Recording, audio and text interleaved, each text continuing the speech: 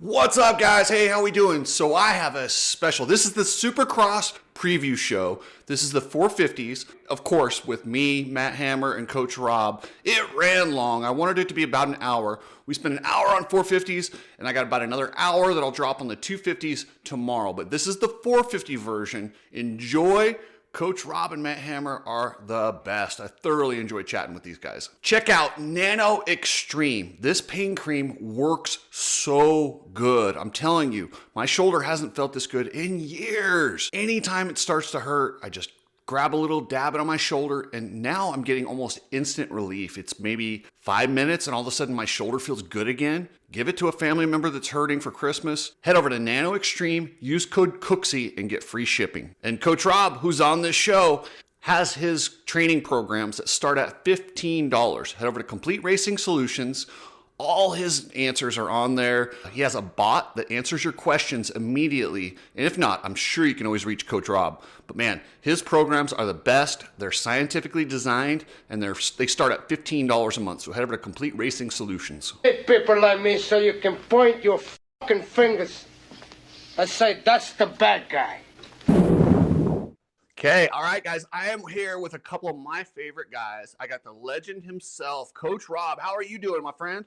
Hey, good morning, buddy. Just trying to stay warm. I'm actually up in the Memphis, Tennessee area with my wife's family, and it's 42 degrees, man. It gets below 70. I need a parka and some footies and some gloves. So no, all joking aside, things are great. I appreciate the opportunity to be back on the show, and it's great to meet this legend, Matt himself. And the other guy on the show, we've got the faster pastor, Matt Hammer. How are you doing, brother? Good.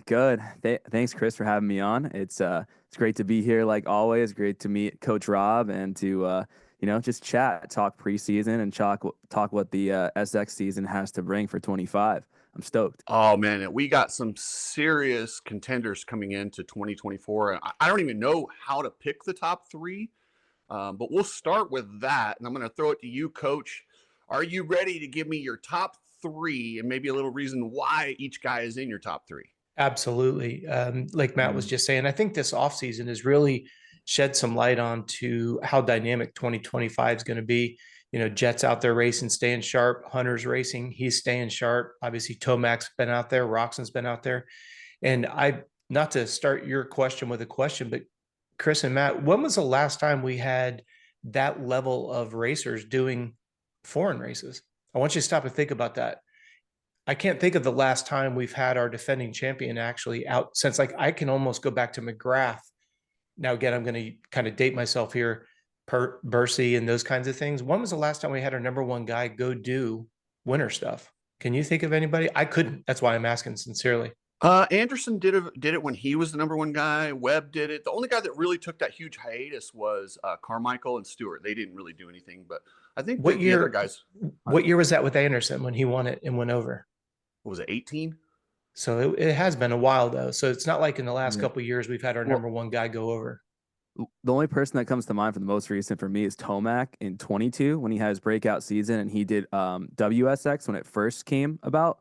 That's the only time I remember, because that's when he won, the Supercross title and then won the outdoor title and then won MX of Nations, like the dream season that he had there. Yeah. But before that, a lot of the teams were afraid because they're like, we didn't want to risk any of our riders getting hurt and then not being able to participate in the SX season. So it's always like that feeling of, man, I don't want our investments to crash out or have a problem. Yeah. And the reason why I asked that question, guys, is, Chris, do you want me to go 3-1 or 1-3? Which way do you like to go this morning? You're the coach. You tell me. Well, going on your original question, I'll go 3-2-1. Because of the off-season racing, I've actually got Cooper Webb as coming in third this year. I think he's comfortable with that bike. He's proven it doesn't take him very long to get his racecraft back. And for him to be using preseason races, I think he's going to be a heck of a guy to beat this year. I've got Tomac coming in at number 2. Same thing. We see him out there sharpening the edge. He's, in his own words, and Tomac is not he's not somebody that's braggadocious at all. He's saying he's in the best shape he's ever been in. And I think that's making quite the statement. Whether it's a little bit of head games or not, I just don't see Tomac being kind of a trash talker. So I think he's going to be difficult. And of course, at number 1, I've got Jett. It just doesn't look like he's lost a beat. And I think it's going to be interesting. I think he's got a little bit of an uphill battle getting through the first couple of rounds in California because of the crowd reaction, which we'll talk about a little bit later. I think he's already proven that he can absorb these types of setbacks, and that's a lethal combination. So for that reason, I've got Jett on top, and it'll be interesting to see how many wins each one of them gets. I don't think anybody would be surprised if a Sexton gets one in there here or there. Obviously, that whole KTM program's got its own challenges right now that I can't imagine psychologically you've got to deal with on top of going to A1. So I've got it going Jett, Tomac, and then Webb for top 3, 450 end of season. So, Coach, are you worried about the injury that Cooper Webb? See, I thought about putting him third, but the way he walked off the track in Australia, as tough as these guys are, I know he looked okay at the press and he says he's fine, but I don't know if he's fine. What do you think, Coach? That's the $1 million question. Without the drug testing, we know that there's quite a bit of things that they're able to do to be able to come back in a short period of time. I just think Cooper's got that. He's always had the pit bull side of him. I don't even like to say he's on the backside of his career because I do think we'll see him for another 2 or 3 years. But I think he's at that point where he just wants to come out and just punch everybody straight in the face. Between going through bike debacles and going through suspension debacles and team debacles and everything else, if you think about it, this will be the first time we've seen Webb come in without all kinds of preseason drama, all season drama. I think that physical injury definitely was not something to just kind of scoff at, but with the technology that we have, cold laser, contrast therapy, massage. I don't know if he works with Dr. G or not, but you get in there, get some of that physio work done specific to moto. And yeah, is it something that could rear its ugly head? Absolutely. But I think Cooper's attitude right now is the typical, as we would normally call it, the Cooper Webb pit bull, I think, is back for 25. Coach, you mentioned the drug testing. I know you said physio, and the physio's fine, and drug testing. What, hypothetically, if a guy's hurt and they want to heal fast, what would they take if they were going to do that route? If they're not already juiced up on testosterone and HGH, those are your big healing hormones. So you're going to get that. And then if there needs to be any kind of aggressive anti-inflammatories like a corticosteroid, that's the stuff that got Lance Armstrong in trouble, where they backdated the cream and said it was for a saddle sore. Those types of things work super, super aggressively. And for anybody who's listening to this, if you're not somebody who drinks a lot of coffee, and then if you were to go and drink a big cup of coffee, you might see yourself physically, jittery. You might, my point is what we call the efficacy of the product. If you're not someone who takes caffeine, then caffeine will give you that ergogenic lift. It'll give you that sports performance. It'll give you the ability to focus a little bit better. However, if you drink coffee on a regular basis, taking, some caffeine before a race isn't going to give you that same situation. So the reason why I bring it up in that context is a lot of times people would say, well, are those drugs really that strong and that powerful? Absolutely. I mean, when you're getting into pharmaceuticals, I mean, it's a game changer. If you've ever gotten like maybe a chest infection and they've given you a Medrol pack, a steroid pack, that's that one where you go 7, 4, 3, 2, 1. It's amazing how quickly you go from feeling like death warmed over to all of a sudden in 48 hours, you feel like you weren't ever sick. That's just a perfect example of 48 hours. Look at how much better you feel. Just use that example in regards to how quickly they can heal. So you start putting this stuff into the body and in the area of healing. And without getting into some real deep psychosomatic stuff, think about what that does for your confidence. When 2 days ago, your ankle was swollen, I'm just saying hypothetically, your ankle is swollen beyond belief. And then 2 days later, the swelling's gone, you're walking on it, and you almost don't even feel any discomfort. That elevates your confidence in kind of an awkward way, but it definitely increases your confidence. Wow, interesting stuff. And then the faster passer, what's your rankings, my man? And you can go 1, 2, 3 or 3, 2, 1, whatever you want. I'll do 3, 2, 1. Build some anticipation. Coach Rob kind of stole my 3, 2, 1, but I'm gonna switch it. I'm gonna switch a little bit. So I'm gonna come in with Tomac number 3, and I'm putting him on the box because I see him winning races. I see him up front. I see him doing well and having those nights where he's just breakout, and we're going to see him win sometimes. But I also see those rounds where if he's not feeling it, he's going to take a 7th. He's going to take an 8th. And that's like my thought process behind it. I want to see him win. I would love to see him go out and win this last Supercross title, knowing that this is his last season that he said he was going to do. So I'd love to see him win, but I just see him in 3rd place right now.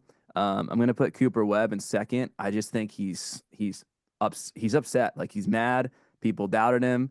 He hasn't won in a long time. He was very close last year, and I think he's going to be better this year. And I'm putting him in second because I think he's just more consistent. Like, he'll always be there. I see him always on the podium, always there, no matter what. Like, even on a bad night, he'll make it happen somehow, just with his attitude and just with that tenacity that he carries on the track. And he's gritty. Once we go to East Coast and like a lot of the guys are like burning out or getting a little bit tired, I see him picking up the pace and really like doubling down and getting those guys, especially on like those tighter tracks where it gets really ruddy and he's able to like stay inside and cut and like not cut the track, but make the track a lot shorter. He excels in those areas. So I see him in second, and I see for number one, Jett Lawrence to take the title again, going back to back. The reason why I'm saying that is because I just think he's a generational talent. He's riding better now than he ever has. There's no injuries that I know about at this point. I think the only person that's going to beat Jett is Jett. And it's just if he goes down, if he makes a mistake, if something happens, that's the only way I see him losing because his speed advantage is above everybody else. And that's something that you can't just get. Like, you can't just get that extra speed when you just outpace somebody on the track. Like, every time I've raced somebody and someone has a speed advantage, it's tough because you have to start ahead of them. Like, you have to try to get a gap on them immediately. But with Jett, like, he just has that in his pocket. If he needs to break it out, he can. I just wonder with his, not lack of maturity, but with his young age, he is more susceptible to making a mistake. But I'm putting him for the championship back to back. Hasn't been done I don't think since Dungey. Dungey might have been the last back-to-back Supercross champion, if I remember correctly. Let me know if I'm wrong, but I'm going with Jett for the champion for 2025. Wow. Well, I can't believe both of you guys left out Chase Sexton. I know. Like, think about the guys we left out of this: Chase Sexton, Hunter Lawrence, Ken Roczen, Jason Anderson. Yeah. Woo, No. there's some fast dudes, and it really was hard for me to get up to number 3. But I'll go 3-1. I'll copy you guys since you guys set the tone. Number 3, I'm going to go with Eli Tomac. I want him to win. He looks as good as I've ever seen him, but I don't know. I just don't see him beating Jett unless Jett has a meltdown. But then you've got Chase Sexton. Now, Chase Sexton has a lot going on. I'm going to have him Chase Sexton at number 2. Chase Sexton is a guy who he's got that dog in him. He's crazy. He wants to win as bad as he wants to breathe. And I just don't see how you're going to keep him off the podium unless his team folds. But we'll talk about that in a little bit. But he's already looking at options to make sure that doesn't happen. And for whatever reason, I don't know why, but I think Chase is the guy that's going to be able to handle that adversity. And I think it's almost put pressure on him where he can't cruise out the year because he might not have a ride. Even if he's got a contract, he might not have a ride next year. And he might be in one of those contract years. So you're going to see the best Chase Sexton that you've seen. So I got him at number 2. And I really struggled not to put him at number 1. But it's just, when you look at Jett ride, nobody's going to beat Jett but Jett, like you said, Matt, unless he throws it away. And he's shown a propensity to do that. He's done that in the off season. It's not something that he has gotten over yet. So I don't know. And how is he going to handle? He's going to get booed unmercifully on the West Coast, probably even on the East Coast. It's the first time that Jett, he got a little of it last year and he didn't handle it well. At Anaheim too, when they booed him, it really took it out of him and he came apart that night. I don't know if he's going to be able to handle it again, but he is a year older. He's got some championships. He knows he's going to get booed this time before. I don't think he expected it. And that's kind of why it hit him. Yeah. I got Jett winning, but I easily could see Tomac, Sexton, Webb, any of these guys getting in there. It's so close, but I don't know. As a betting man, I don't know how you wouldn't put Jett as the favorite. Yeah, you have to put Jett as the favorite. And it's not that we forgot about Sexton. I just think, and I'm going to politely disagree with you, Chris, a little bit. I don't think Sexton has shown that he can handle a lot of the pressure when things are outside of his control. And I may sound like I just contradicted myself. I feel like when things are outside of his control, he gets rattled. If it's tucking the front end and he kind of calms down a little bit and he eliminates his own mistakes, then he's demonstrated that he can step up. and this is no disrespect to Sexton. He's a champion. He's phenomenal. He's a great person. And again, this is take Chase Sexton's head off his shoulders and just think about it from just the environment. Think about the mental angst for anybody who's listening to this, right? If you go to work every day and you think your job's on the line, you kind of have one foot in one bucket and you have another foot in the other bucket. You kind of, depending on your integrity, you know that you're there to get paid to do your job and you're there trying to do your job. But at the same time, you're thinking, I'm doing my job, but what am I doing my job for? If I'm going to get a pink slip, for those of you who are a little bit older like me, remember when you got pink slips, right? You're thinking, I'm sitting here building a business that essentially may hand me my pink slip tomorrow.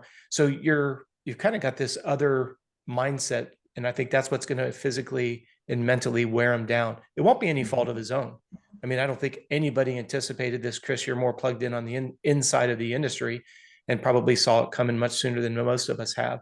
I think for the mental angst, like I can't imagine being Jay Dungy. I can't imagine being Plesinger. I can't imagine being Beaumer. I can't imagine being anybody where it's like walking on eggshells over there. You know, think about this. Hey, we need, you're doing suspension testing. Hey, we need, oh, never mind. Hey, we need, oh, never mind. And I think that's unfortunately, that negative momentum in that environment is everybody's looking for an exit strategy. I am very curious, very, very curious. To me, the direction of where KTM is going to go is all predicated off what you see Roger D do. If he jumps and goes to another program, that company's done. If you see Roger stay the course, because let's face it, he's at an age now where he could walk off into the sunset and he's an absolute legacy in our sport. Think about what he did at Honda. Look at what he did at Suzuki. Look what he's done at KTM. He can drop the microphone and walk away. Nobody can say he hasn't made an indelible mark in the sport. What Roger does, like think about why Roger left Suzuki. It's almost a carbon copy of where we're at for different reasons. But the idea that if Roger stays, then there's a backup plan that obviously has some substance. And a lot of people forget political stance on any of this. If you go and research the history of Elon Musk, Tesla, SpaceX, and his solar panel companies, all three of them were on the verge of bankruptcy. He went out, got capital venture money, and he's now the wealthiest man in the world. And Tesla alone employs 152,000 people now. Wow. It could be turned around. Hey, Coach, can we go back to Chase Sexton? I want to talk about, you said he gets squirrely, but think about this. Remember, he signed that KTM contract a year and a half in advance. So he has a foot out the door, still went out, won the Supercross title, and he looked pretty good outdoors. But I don't know. I think he's going to hold it together. But think about it. That was a step going the direction he wanted to go. This is a step in a direction that he has no choice with. And it's that uncertainty of, you know, can you imagine, in all fairness, let's just say that his mechanic decides to retire or resign or move on to somewhere else tomorrow. Now that immediate umbrella is dismantled. Then they bring in, you know, maybe they move Frankie over. I don't know what Frankie's doing right now. Muscan's old mechanic, right? Maybe they move Frankie, and Frankie's a hell of a mechanic, super fun, but that chemistry, it reminds me a lot of, remember when, and I don't know the politics or the reasoning behind it. Remember when Roczen's longtime friend from Germany that came over and was his mechanic spinning at Honda, and then all of a sudden he got dismissed? I don't remember the exact reason why behind that, but if you go back and you look at it, it's a little bit rocky for Roczen, and then they kind of put it back together. Honda always does. They're so good at that. Well, all of a sudden now, what if Sexton's chassis guy leaves? What if, who's spinning wrenches for him? Is it Jade? I have no idea. Because you remember, he had the mechanic, and then he had the throttle stick, and then they switched the next week, which was not him. That was the team did that. Chase actually said he could stay. So let's just say hypothetically his mechanic leaves, and then the chassis guy leaves, and the suspension specialist leaves, and then Roger D leaves. That again takes Sexton's head off his shoulders. None of us would be able to just keep persevering against all these getting punched in the face, getting your feet knocked out from underneath you. And it's not a jab on Chet. Now Chase, like you said, leaving KTM, goes and gets the championship. I get it, but that's him on an upward trajectory, where this is everywhere he's turning. It's kind of like the house of cards is falling apart pretty quickly. But it's not a reflection on Sexton himself. I would like to say one thing about Sexton too, because I didn't get a chance to. I wasn't going to keep him out of my top three. The only reason I did was because of a pressure aspect, like Coach Rob said. I think he's amazing. I think he's one of the fittest guys out of the whole field, if not the most fit, one of the most athletic guys. He has one of the most top end speeds next to Jett, but I haven't seen that like ability for him to handle pressure in those really tight situations yet. He's won championships and he's proven himself to be one of the greats, one of the best riders. But when the pressure's on between like him and Jett or someone that can match his speed or potentially top his speed, I believe Chase has to ride a little bit over his edge to hold him close.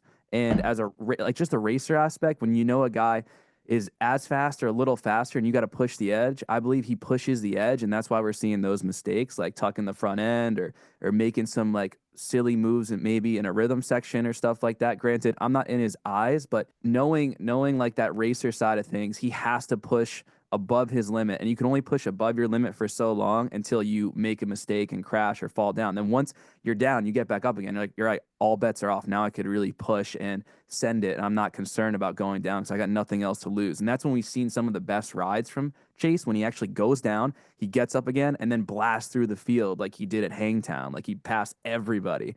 When he crashed at a lot of nationals this year, got up and then just flies. It's almost like, in a weird way, has helped him. So if he could just not crash, not tuck the front end, handle the pressure, he could be a force to reckon with and could battle for that title. But until I see it, I wouldn't just bet my money on him. But he will win rounds, and he will be up front without a doubt. Yeah, and just to speak about what Coach was talking about, I've been a part of these companies when they're in financial trouble. Everyone on the inside's telling these guys, no, we're just restructuring. We're doing it fine. And then you talk to people outside the company. They're like, dude, it's collapsing.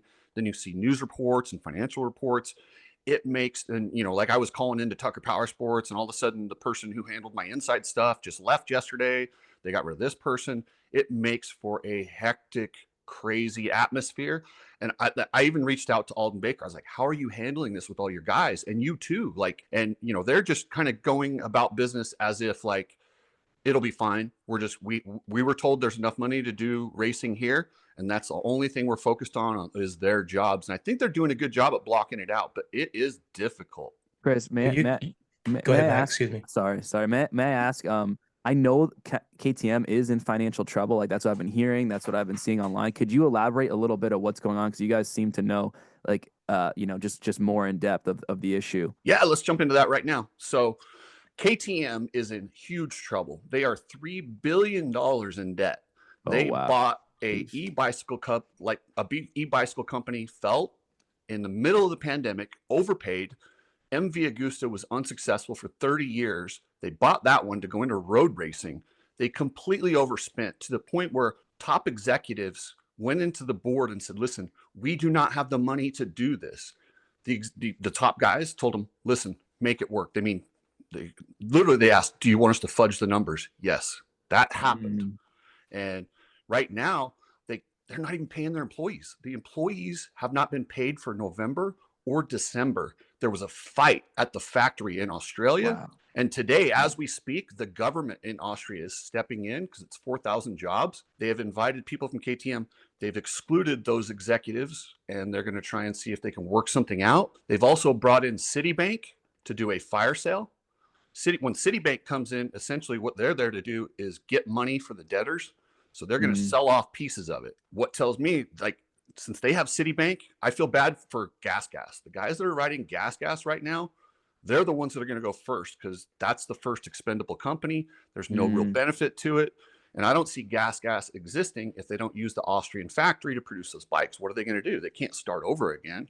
So I would think those guys are probably going to be out of a ride before the KTM guys. The KTM guys will be the last ones to fall. Okay. Thanks for explaining. Well, something that's going to be interesting going back to Sexton. You remember when the whole who's going to get the factory ride or who's going to be retained at Honda, and we heard all the discussions about Sexton moving on, and he didn't want to be around Jett and stuff like that. Think about how much of a thorn in his side Hayden Deegan is right now. Because if Hayden, I still believe Deegan's going to go out and do his own team, and let's just say Deegan, he's got the cream of the crop to pick from, right? He can. Let's say just picture Deegan 38. It's all about him, his number. He's got Ford. He's got Monster. He's got Chris, help me out. What is that? One of the high-end wheel companies, KWS. Is it Toyo tires? Toya tires. I don't know. Right. So now you start putting all this together. Now what bike do we want to ride? Reminds me when Chad Reed was doing his own team, right? A little bit of Cowie, a little bit of Honda, a little bit of Yamaha. So all of a sudden now here's Deegan. He can go Cowie because Anderson's going to Triumph. So there's a slot there. He can stay at Yamaha. Obviously they want him. One of the things that's a little interesting with the 450 program is, of course, Yamaha corporate owns the 450 team, where Reagan has his fingers on the Toyota, the 250 program. Mm-hmm. Or, where else would Deegan go? Sure, he can go Triumph or Ducati. I don't think that Brian would want to go there because the platforms aren't established yet. So it leads it pretty much down to Yamaha and Kawasaki. So now Sexton realizes that the house of cards has fallen at KTM. He has to wait until Deegan makes an executive decision on where he goes in 26 before he's going to know where he's going to have a slot to be able to go into, unless he races for bonuses only. It's like, can you imagine? Chase is probably going to have one of the most, it reminds me of Tim Ferry behind Ricky Carmichael, right? Tim Ferry has more second places than anybody else. And if it wasn't for Ricky Carmichael, we'd be talking about Tim Ferry in a completely different limelight, because he would have multiple wins, multiple championships. So here's Sexton. He's just done so well since being on Geico and doing well. And then he goes 450 and he's faster than fast. There's always been one person. First it was Jett. Now it's going to be Hayden. And what's that cover? The breadth of 5 years, 6 years. Surprised Chase still can smile. I'm surprised he doesn't just go absolutely postal on everybody. Coach, he's got that blind, that champion's mentality like Chad Reed. I don't care if you put Superman in front of Chase Sexton. He truly believes in his head he's going to win, and he's going to do whatever it takes to win. And I like that about Chase. He's just got that mentality, and that's why I think he'll find a way to get wins and still be competitive. Absolutely. I gotta say, I think it's insulting that you compared him to Tim Ferry. I would say more like Kevin Windham. No. I'm just saying in regards to in the 125 class, they always say, like when Ricky was riding for Pro Circuit, how many wins Ricky got and who was second behind him the most, would have been Timmy on the 125. Then, like you say, Windham or Fonseca or any of these guys that unfortunately they had to race Ricky in his prime, or Ricky and or James, and then Ricky, James, and Chad. It's like, depending on what era. And we've all seen it, right? You had that era where you had to race against Bailey and Johnson. You had that era where you had go back to Roger D. And in any generation right now, if you happen to be a top 450 guy, as like with Matt, a heck of a note to know. I guess the best example would be, no one would say that Jason Anderson isn't fast, but he's got to race against his kid Jett, right? So when here you've got Anderson that should be like really consistently in those top 3-5 spots, he's got to deal with Jett. It's like, dadgummit. Hey, Coach, going back there, I looked into this, and it doesn't sound like Anderson is signed with Triumph. We know he's not going to be retained by Cowie. That's so for where sure. else is he going to go? That's a good question. That's all. I think it's just musical chairs. I wouldn't be surprised if Anderson ends up on that Ducati. That's what I was hearing. It wouldn't. Here's what's going to boil down to. We get to the end of 25. Who's had better positions, Roczen or Anderson? There's your Ducati guy. Because who else are they going to choose from? That's a good question. Who's available and who's in that top 5-6 every weekend? And we're going to talk a little bit about it here in a bit. But when we talk about like Roczen, he doesn't have the same firepower that he once had, and no fault of his own.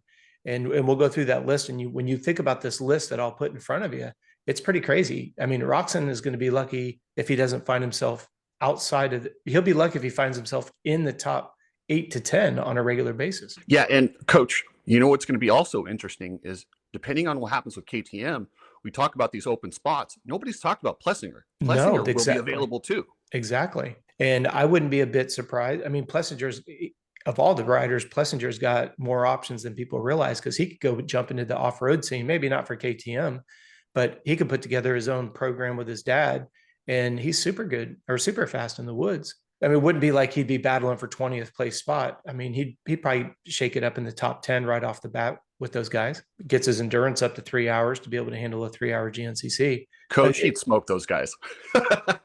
I'm sorry. He would win GNCC if he focused on it. I would have to politely disagree on that. I have the privilege of working with Mike Witowski, and he is one of the fittest guys I've ever worked with. And we're sitting here getting I think our best finish in the 450 class this year was 7th or 8th, and no fault of his own. It's just Stu Baylor and Johnny. And to your point, I'm going to be very interested to see what Caleb Russell does. I think he's coming back and jumping in with the Pro-Am Yamaha team, and I think it's going to be a rude awakening. I would love to be proven wrong, but it's just kind of like if Ricky came back.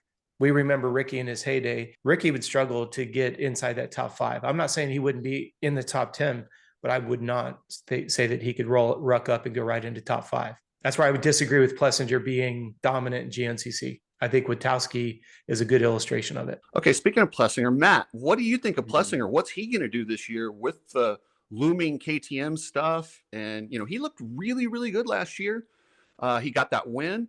Yep. And none of us talked about him in the top 3, which is strange, right? Yeah, I love AP. I think he's super fun, great personality, great person for the sport. He's gonna be up there. He's gonna have great rides. I see him on the podium. I think he could sneak another win this year. But to me, he has to still prove himself. Like for a long season, not get injured, not make a mistake.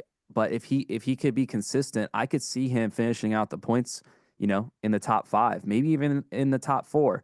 But he has the speed. Like we forget that he was the points leader last year for a long time. And a lot of people forget, like he was ripping. He got his first win. Like he had a breakout year. So if he's feeling good and if he's feeling like himself, I see him running up front. It's just, will he get the starts and will he feel like himself? Because if he's not feeling it, I don't see him pushing beyond that boundary. I see him just being smart and taking kind of that position that he's in.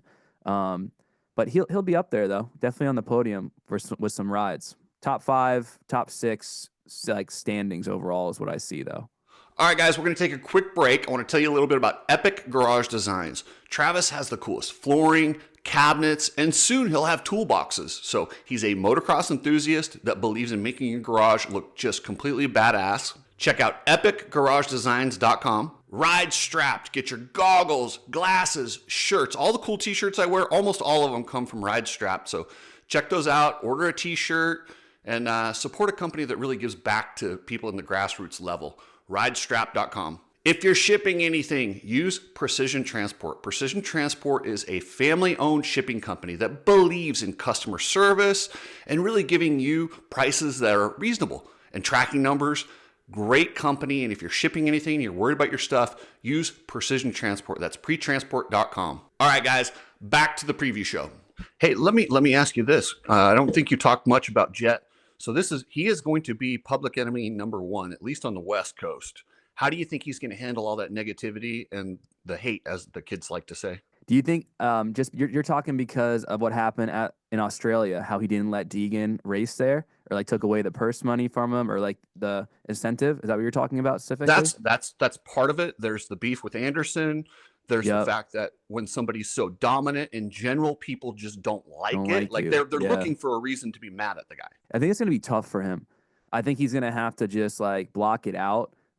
It's going to be hard though. It's going to definitely get in his mental, especially like being young. You like take that feeling in your head, like, oh man, like these people don't like me. These people, like, it will affect him. I think maybe when he's walking up to the podium or maybe when the race is over. But I think Jett has that like eye of the tiger. When he needs to focus and lock in, he could just put the blinders on and just be like, all right, I'm just going to hammer down and just win this race. So I think we'll see it affect his podium speeches. We'll see him maybe affect some stuff he posts online. But when it comes to races, I still think he's going to handle it like business as usual. And I think Hunter's going to help him, like guide him in that way, being his older brother, give him guidance, reassure him. So I think he's in a good place, even though it's going to be tough for him. What about you, Coach? What do you think about Jett and the negativity? I think it goes without saying it's going to be present. We would be completely naive to think that that's not going to happen. As you articulated earlier, he knows it's coming. It's not going to be a surprise like it was last year. I think he's going to feed off of it. I think he's going to eat it for breakfast, lunch, and dinner. And the only reason why I say that is, remember when he was just dominating outdoors and he went for that triple downhill and kind of cased it and wadded himself up and jacked himself up pretty good. That was embarrassing as heck. And he was a lot of laughing stock, and then he was injured, and, he put a lot of pressure on himself. The way that he embraced, yep, I screwed up. Nobody made me do that. We could argue the fact that they changed it after practice or whatever. The fact that it happened and the way that he was able to rebound from it is illustration. And Chris, you and I spoke about this off the record last year. I just told you, I said that right there, in my opinion, is what is going to put Jett in the record books, because that could have been the deciding factor where, hey, remember when he was so dominant and he made that kind of faux pas. He got hurt. He could never bounce back from it. Well, he came right back from it immediately. To me, that's when you're like, okay, the mature Jett has arrived. He's in the premier class. Jett was very vocal about the idea that you could never say that Jett was the best because he had never beaten Tomac. Those were Jett's words. Then Jett comes out and beats Tomac. Jett now recognizes that he's got the ability to win against anybody. Goes to Des Nations, reiterates the idea. He's had enough time since Australia. He's had enough time to deal with the online stuff with Anderson and all the others that goes with it. Knowing he's Australian, knowing Dazzy the dad, no BS, his Hunter, his brother, no BS, Lucas, no BS. They're prepared for it. The crowd can't yell loud enough. They can't boo loud enough for Jett to go, I get it. I understand. I can't change your opinion of me, but all I can do is go out and win races. So they've already prepared themselves that it's coming. You know that every time they're at the dog pound, every day they're at the dog pound, they're talking about it. They're already going to be prepared to handle it. And then when they do, it's like, okay, I don't think you'll see Jett push back. You won't see him giving everybody the American number ones. He's just going to be like, I'm sorry you feel that way, or maybe you're justified. Chris, kind of some of the approaches that you've taken. Hey, if you don't like me, that's fine. Coach, if he does that and says, sorry, you don't like me, and is very polite about it, it's going to get worse. Oh, he's not going to say it. He's not going to say it. These are the conversations that Lucas and Dazzy and Hunter and Jett are having going, we can't change their opinion. And I can just hear Dazzy saying it. We can't change their opinion. We're here to race. Let's race.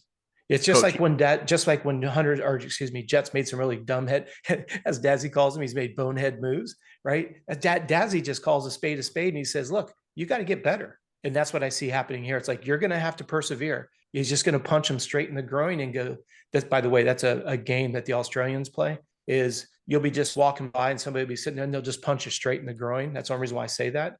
Dazzy's just going to be that way. It's like, son, this is racing. This is what you're ready. You got to take, this is coming. Get ready for it and dominate it. And that's why I think he's going to just eat it for breakfast, lunch, and dinner. Coach, in opening ceremonies, when they boo, he needs to go. No, if he does that and just waves them on, he will win that crowd back. If he does nothing, it's going to get worse. I'm telling you, steer into it. I watch enough pro wrestling. When bad guys welcome the boos, people like it. It really turns it. And I'm not saying patronize him, but if he can learn, like Jake Paul, to feed off that negativity instead of let it taking, there's certain people. Deacon's already learned how to do this. He feeds off that negativity. If you can learn how to turn that negative into positive, it really does change people's opinion, and they're going to do it naturally. You don't have to worry about it. They're going to love him in 2 years for the same reasons they hate him now. So. Well, you bring up a very volatile but a good example. You were public saying Deegan going pro was a dumb move. What did he say? He leaned into it and said, okay, we'll prove you're wrong, right? And now, as you've said as recent in your last video, he's made you a fan of him as a racer. And that's where I think results always have a tendency to overcome all adversity.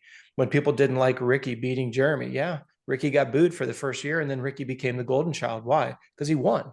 And I think the only reason why Ricky was able to stay the golden child was because he was put under the pressure with James coming up and Chad. But if Ricky was out there winning, if you take Chad and James out of the equation and Ricky was dominating the way that Jett is, you'd have a completely different perspective on history as we know it.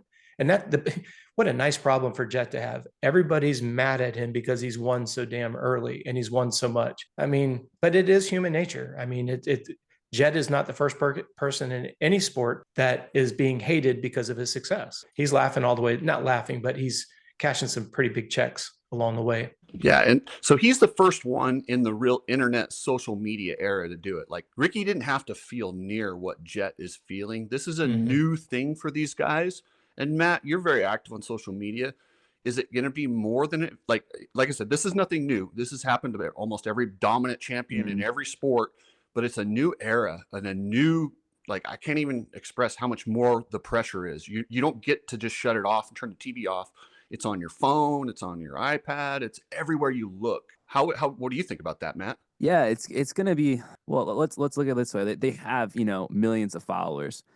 Jett, Chase has a ton of followers. Deegan has a ton of followers. They grew up with this. They could handle it. They don't like it. It definitely affects them. And if you see a comment, if you see something like that, it can motivate you in the gym. It can motivate you when you're doing, your sprints, when you're doing your extra laps, when you're doing your circuit training, whatever it may be, if they take it and use it as fuel, that's going to be good. If they get into like a stupid like argument and fight and they're just like going back and forth and causing problems, like what happened with Jett and Anderson last year with the whole like, going back and forth, and then he unfollowed and then like Anderson talked about him unfollowing him on a podcast, and like people were not happy about that because Jett tried to like play it off like he was the good guy, like he was doing the good thing, and then at the end of the day he just unfollowed him, stopped talking to him. Then Anderson called him out on it, and it didn't look good. So that's not a good just thing. But I think as he gets older, he'll mature, he'll know better and not fall into those battles. I think those are the pitfalls. Like, stay away from that foolishness.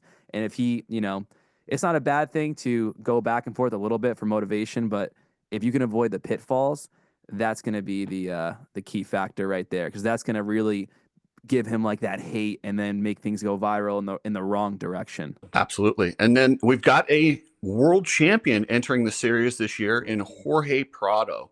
But he did already have some. I mean, when I saw you watch him on a track by himself, when they just do the Instagram clips, he looks like the fastest dude on earth. But then you hear he's having troubles, crashing.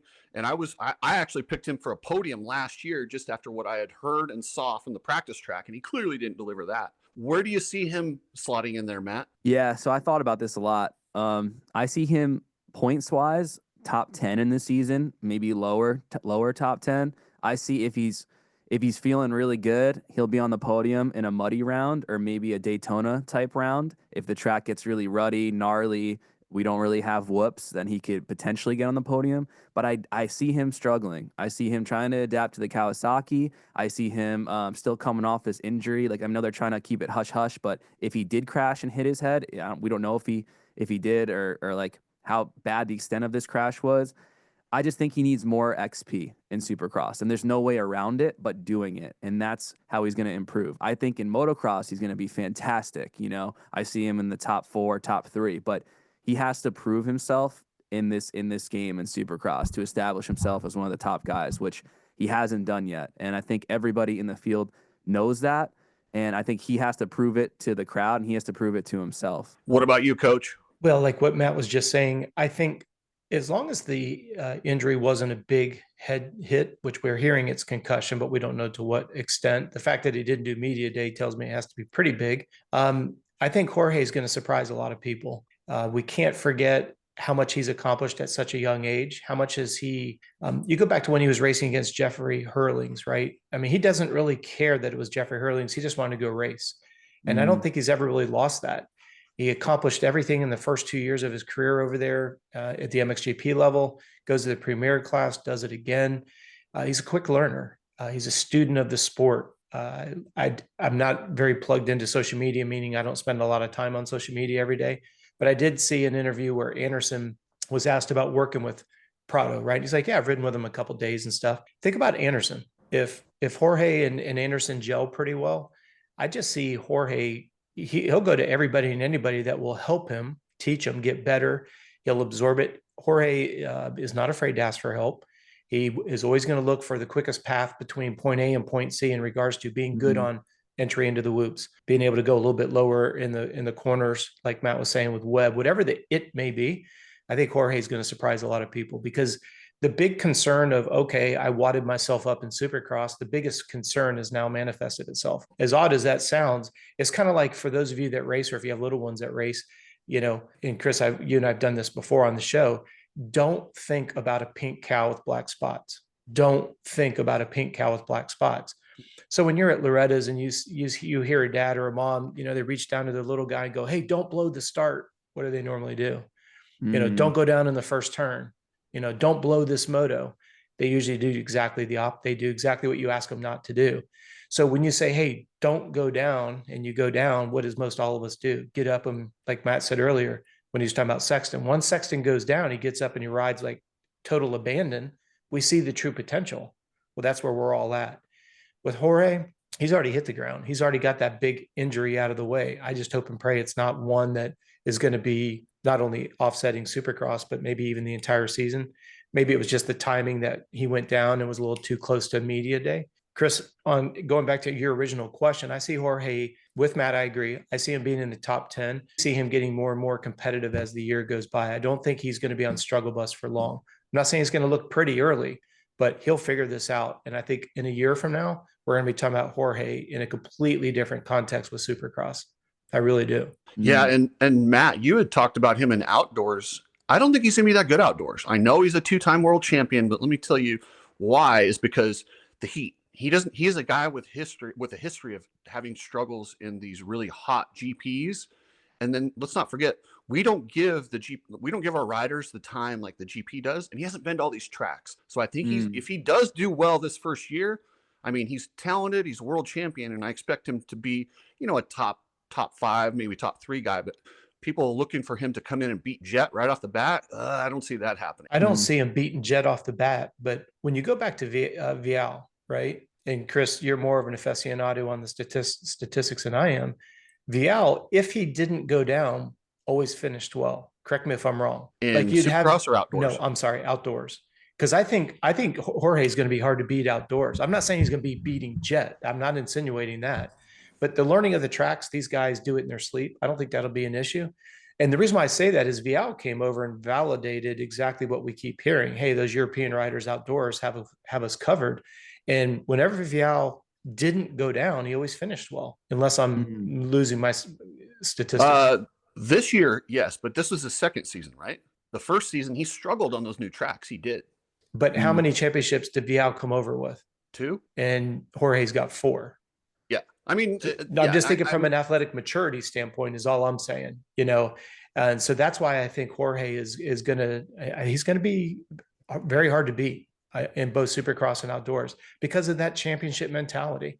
Like Matt said earlier, what you need is experience, and Jorge's got it. And then, so Ken Roczen, I'm sorry, but of all the dudes hitting their early 30s, to me, he looks like he's aging the most and might be the first one to kind of drop off and move back to the, like you said, Coach, the 5 to 10 range instead of, being a top 5 guy. This is a guy that was in the championship talks almost every year, almost his whole career. Even last year, people talked about it a little bit, and we considered when he was in there for race wins. I don't see him getting too many top 5s this year.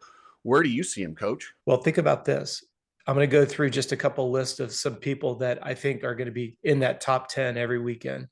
Jett, Hunter, Sexton, Plesinger, Anderson, Prado, Tomac, Webb, J. Coop, Hampshire, and Stewart, because Hampshire is going to race 450 on the East Coast, right? So put those together. Jett, Hunter, Sexton, Plesinger, Anderson, Prado, Tomac, Webb, J. Coop, Hampshire, Stewart. We're not throwing Roczen under the bus and saying he's not good, but these are all, with the sands of maybe Stewart, these are all young guys. Anderson, right? These guys are young, fire in the belly, and I just don't see it.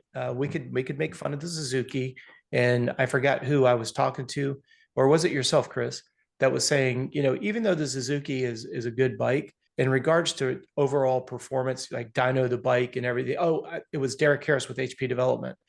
He was talking about, you look at the dyno numbers, and no matter how much you want to try to say that Suzuki's in the same zip code of the other modern bikes, they're not. Nowhere close, which makes it even more impressive on what Dustin Pipes and those guys have done at HEP Suzuki, right? I mean, it's in Bar X Suzuki. It's just amazing what those guys have done with a stink bug of a platform. But you put that kind of talent on modern technology, and I just don't see Roczen being inside that 7, above that 7 range on a regular weekend. I just don't see it. What about you, Matt? Yeah. So I see more hope in Roczen than not. And here's why. When I saw him at that last WSX round, he looked phenomenal. Like, I know the pressure was off him because Tomac had the title pretty much locked up, but I saw flashes of that brilliance. Like, when Roczen's on and feeling it, the only person that could outpace him is Jett. Like, he's on, or maybe Sexton that can hold with him. Like, only those two guys have the speed. Like, Roczen has the speed advantage of like one of the fastest guys out there. What he doesn't have right now is the fitness, his body. He's been through so much trauma with his previous injuries that that affects his body. So that's my biggest concern. How is he going to handle, the travel? How is he going to handle illness? I want to see him do really well. I think he's going to be a little hot and cold. I think he's going to be on the podium. I think he could still pull out a win. I think he could still do it. But I see him, if he's not feeling it, he's just going to pull back a little bit and shy back. And I think that's going to be maturity and also his age and his illness. And then I hope we don't see those like rounds where he's really, really off. Like remember back on the Honda days where he took a step back because his illness was bothering him so much and he was like getting lapped. Like I don't want to see him get to that point again. And I'm hoping that he's able just to carry this momentum from WFX like right into the season. So I see him finishing not always in the top 5, but top 7.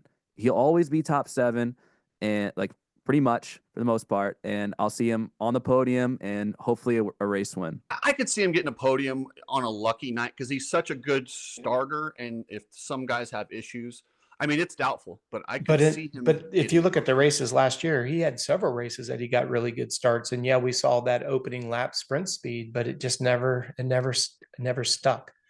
And we're now a year later. We could get into another whole conversation. We've heard Astafin talk about that when Ken was doing the European races, he could take some certain things that allowed his body to recover. Now they're not doing drug testing. So you're seeing more people doing similar programs. You're just getting more and more elements where the program's getting level. And I think that's the difference. Hey, and Coach, going back to RJ Hampshire, you had mentioned him riding a 450 in the East. Yes. Actually, he's not even riding West from what I was told. His wrist is still jacked up. Shoot. That so sucks. I don't think we're going to see him till East on a 250. That sucks. Well, I think RJ is going to be somebody that we're all going to enjoy watching and racing a 450. So I was kind of, that disappoints me. That's probably my downer of the day. That he's injured and we're not going to be able to get to see him run at 450 because I personally think the 450 is going to suit him much better than the 250. He rides the bike like a pit bull. It kind of reminds me of Cooper Webb on a 250 going to 450. You saw more of his capabilities on the 450, in my opinion. So good. Remember, he won the heat race at Daytona. I've been wanting to see him on a 450 for a long time, but it just wasn't a situation where there was money to be paid. And you talk about Triumph and that 450 program. I wouldn't be shocked to see him move over and develop that bike in the 450 class. I can't argue with you at all in that regards. It goes back to like what Matt said earlier. The biggest thing that we have is the number of musical chairs with the whole situation with KTM. Because you now look at Sexton and Plesinger at the 450 level. Beaumair's got to go find a place. So you've got 3 hot commodities on the market. Does Triumph absorb all of those? Do people want to go over to Triumph? If you're somebody that's been a previous Yamaha rider and you've worked under the tutelage of Jeremy, you go over there. You've got some familiar faces. The musical chairs this offseason are going to be crazier than they've ever been in the history of the sport.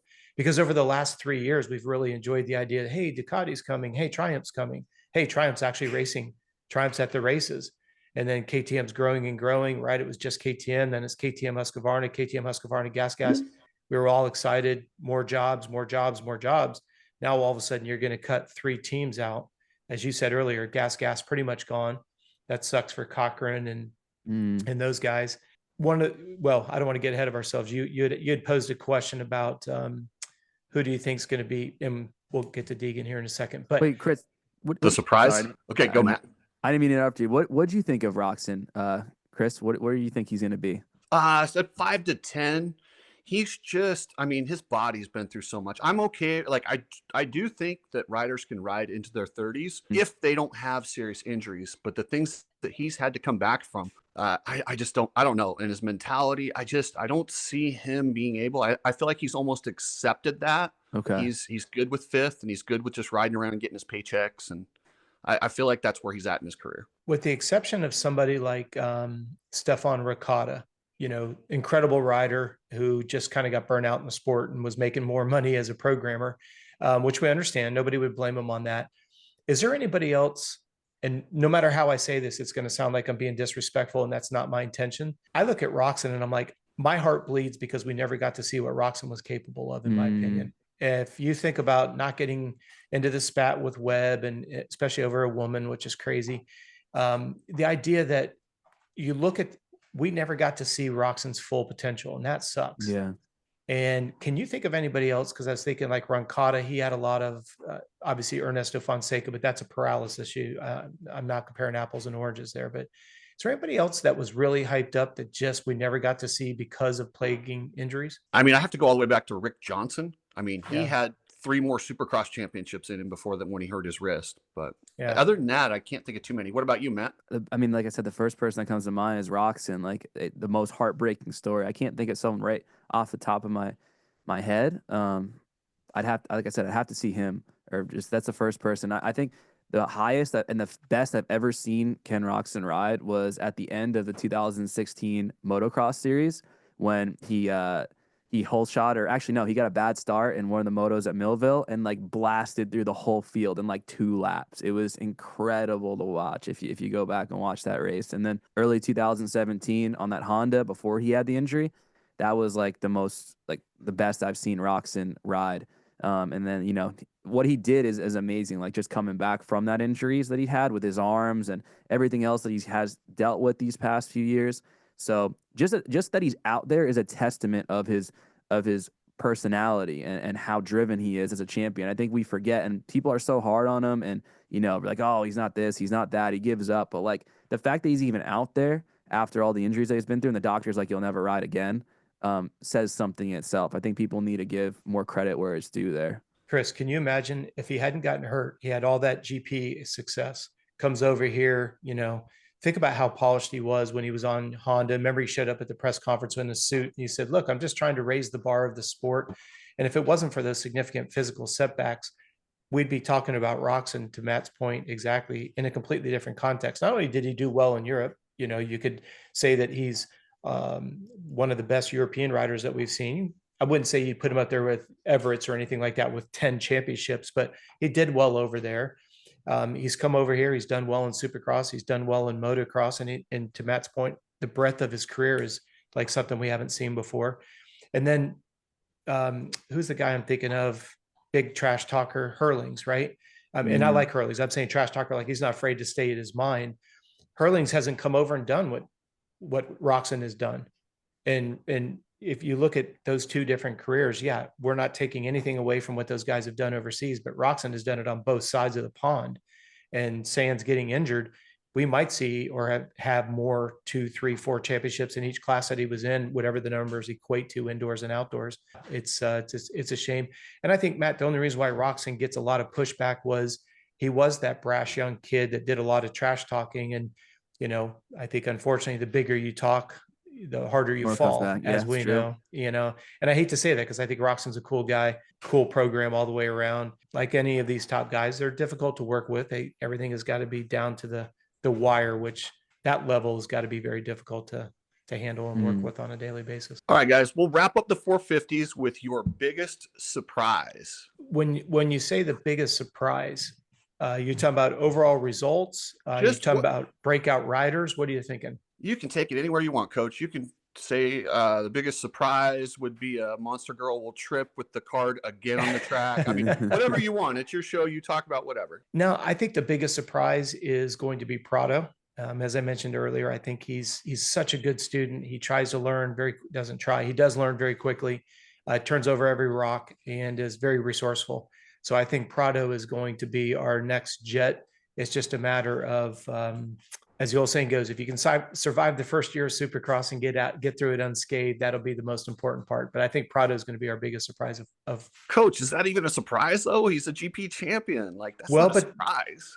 But to Matt's point, a lot of people don't think he's going to do well.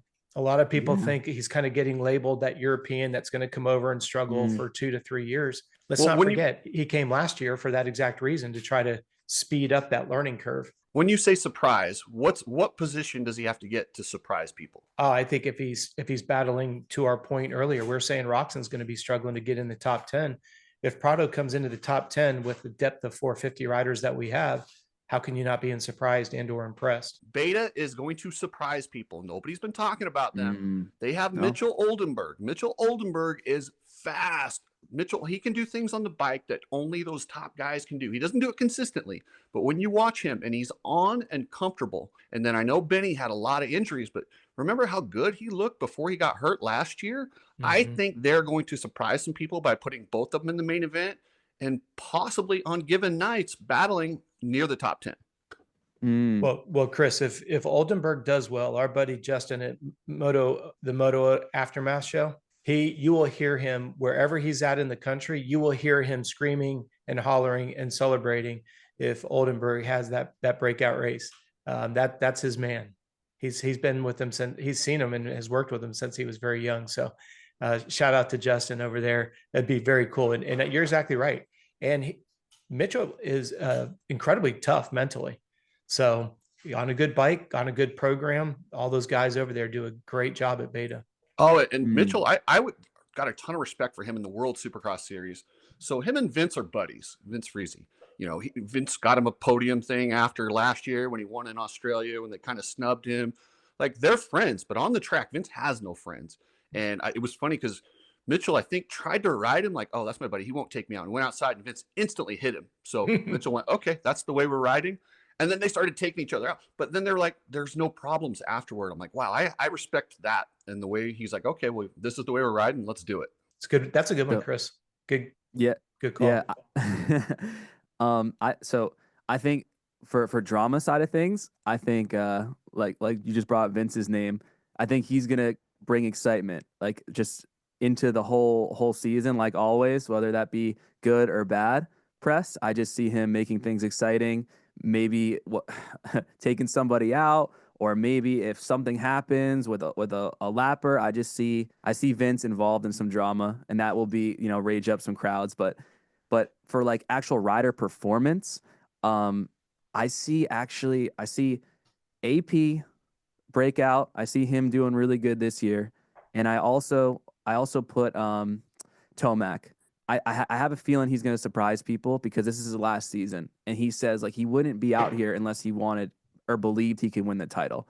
I think he wants redemption, and I think he could do it. If anyone's going to stop Jett, I think he's going to be the surprise that does it, and that could be like that fairy tale ending for him. That's a good one, Matt. That would be a surprise if Tomac won, but he very well can. And I hate to be like the guy that punches Santa Claus, but Vince isn't doing the whole series. He's only doing a few of the rounds because they're doing the arena cross and splitting it up. They will hit some, and yes, of course, he's going to make some noise when he's there because he is on right now. Yeah, he's actually been crushing arena cross, actually. He's been riding really well. And he took on the villain role. Yeah, absolutely. And think about this, Chris. If Tomac comes in and dethrones and then drops the microphone and walks away and just leaves Jett salivating, like he's going to have no way to be able to redeem himself, right? So to Matt's point, that would be a heck of a FU statement. Like, okay, I got you in my last year. I came back from blown out Achilles, and an injury that most people don't come back from. And I did it like a beast mode that he is. Oh gosh. Now, if that happens, I feel bad for anybody that races with Jett the year thereafter, because now you've just poked the bear, but it'll always be that little asterisk. Yeah, but Tomac wasn't there if he dethrones him in his last year. Tomac's last year, of course. So. See, I don't think this is Tomac's last year. Everybody said that for like the last 8 years. Tomac said it was his last year. That's the only reason why people are saying it. He didn't, though. What he said is it is his last year unless he thinks he can still win and be competitive. He thinks he can win. He will. And then he's like, you know what? By getting hurt and staying home and realizing what life is like with 3 children at home and nothing to do, and I think he went, wait, I kind of like this racing thing. I want to do it a little longer. So as long as he can win races and thinks he can get the championship, this is a little crazy, but I wouldn't be shocked if he raced 3 more. But I also wouldn't be shocked if he walked away after this year. It depends on his performance. If he's still winning races, if he wins that championship, coach, he's going to defend it. Well, and this is where Mitch Payton is on record of saying, you're never wealthier than when you get paid to race motocross. You don't pay for bikes. You don't pay for anything, right? You're getting paid to race. And to Tomac's observation, as you just said, when you're sitting at home thinking, okay, let's say on the high side, between warm up, cool down, main set, you have between 2 to 3 hours of work that you have to do a day, whether that's, pardon me, on the bike or off the bike. When Tomac is done, what does he get to do for, let's just take a day and break it up. Let's just say for even numbers, he sleeps 10 hours a day. Let's say he puts 3 hours a day on the bike. He's got 11 hours for the rest of his day to go play with his children, go hunting, go fishing. He gets to relax, where anybody who's listening to this, you have a full-time job. Your enjoyment is to go ride, but riding and racing is very physically difficult. you don't get a chance to recover. So think about that. Tomac's epiphany is like, hey, wait a second. I get paid 7 figures a year to work 2 to 3 hours a day on average. I get to fly private. I go from my ranch at a definitive time. I get on a private jet. I fly to the race. I go to my $1 million motorhome. All the comforts of life are sitting there ready to go. I step out of my motorhome into a rig that bike's perfectly prepped and ready to go. I dominate, race competitively, get back in my jet, go back home. That's pretty hard to walk away from. And isn't it, we may be having, to your point, Chris, let's say he does go 3 more years. People are going to be very frustrated that he got hurt and came to that awareness because of that Achilles injury.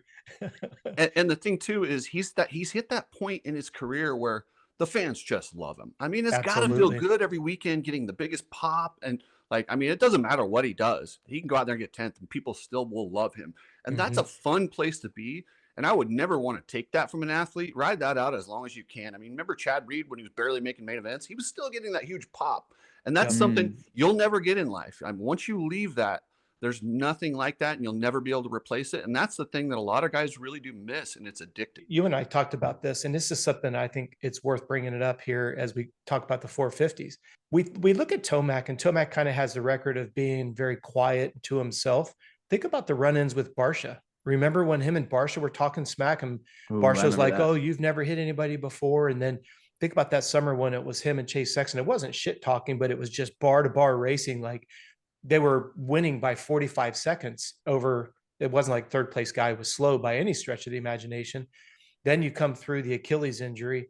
Then you have some of these comments like we said earlier in the show. When's the last time you heard Tomac say, I'm in the best shape of my life? I'm in better than I was last year. You never heard. Now, granted, athletic maturity, getting older, having a family, perspectives change, right? But Tomac, if you really step back, he isn't that little quiet guy, like a Mike LaRocco that didn't say much. He like Mike LaRocco. Remember when he ghost rode his bike into Kudrowski because he was so pissed off, right? I mean, even though he didn't say much, he didn't have to. But that's where I think it's great where Tomac has really come into his own, where, to your point, Chris, he's become a crowd favorite because he has shown some of that agitation. And remember when Webb said he was on the gate and he looked over and was trying to mess with him? You ready to do this? And remember he said Tomac just turned his head and looked at him, didn't say a word, and then looked back, and Webb's like, well, that didn't work. It's just little things that we get to know about Tomac that you just realize he's a very cool guy. I race against Tomac's dad, John, in BMX, and John was the same way. John never talked any game. He just gate drop and you couldn't touch him. And that's why he always had number 1 on the front of his bike. You think about it, it's in his genes, literally, between him and his mom, both great athletes.